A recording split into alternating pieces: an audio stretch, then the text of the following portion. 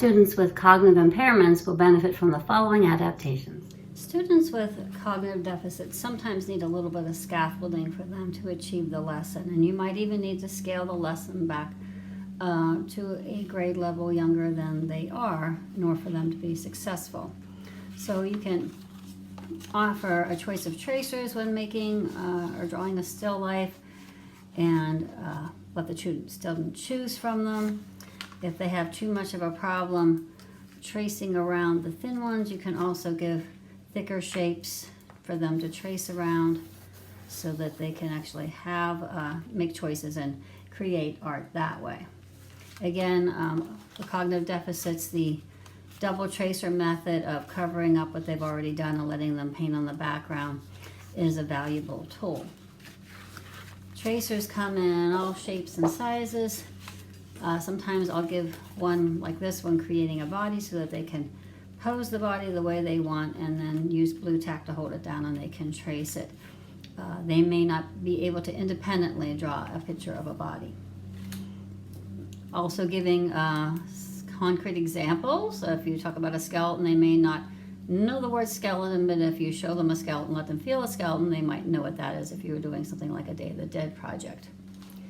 I keep bags of tracers with my lessons just so it's easy for me to have with them. Once you make the adaptation up to your lesson, it's there for years to come. So sometimes there are bags with different trees, things in nature. In this case, the students were doing a lesson, and the able-bodied peers were working on drawing a castle and understanding shading, and that would be too much to do. So the alternative would be to give some pre-cut shapes that could be used as castle parts, and the student is still building their own castle design and coming up with how they want to arrange them. So they're having their meaning making in art, but you're giving them an aid to hold it. And then again, the blue tack, or just really pushing that hand over hand and using the helper hand to hold the pieces in place. When it comes to painting, you might need to go for a little bit bigger brushes if you need to. And when it comes to creating patterns, you can give pre-made patterns. They can make their own patterns by using stickers or foam rollers, or you can even get different stamps with it that they could stamp patterns on with. I've done just about everything and anything to get patterns. You could use markers to make dots with, or bottles of paint.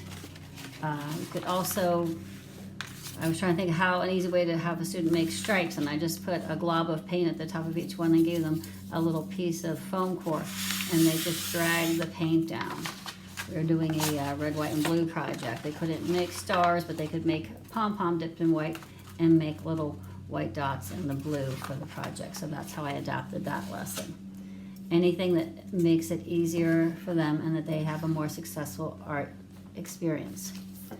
A lot of students will come in with a board maker, and there are ones for art. So you can ask your classroom teachers or life skills or learning support teachers to have the art added on. So it'll ask the students, they can tell if they want to draw, paint, do clay, what colors they want to use. It actually is a very good tool for communication. That said, sometimes you need to simplify things for students with cognitive deficits and actually outline the area so that they don't get confused. If they're going to be painting this area green, they're going to be painting this white, and they're going to be painting that yellow. So this is how I would adapt a lesson. This is a famous artist that liked to use primary colors in his artwork, and the students had to actually draw the grid. I gave them the pre-cut pieces, but even this for a student with cognitive deficits might just be too much work and too involved. So you can easily adapt the lesson by just giving a black piece of paper and then giving them pre-cut shapes that they can still get the meaning of the lesson using primaries, using black and white, and making an art with these geometric forms.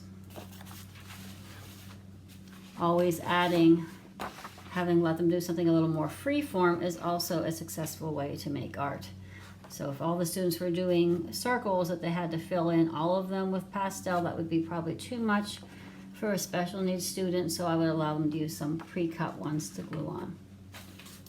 And one final adaptation, doing something like painting a very detailed pumpkin with strokes and using pastels for the background might be a little too much, but you can still have the same effect by using, there's a star and moon roller, and then using the sponge to sponge paint the pumpkins, and they still have the same effect of getting a pumpkin patch scene in the evening.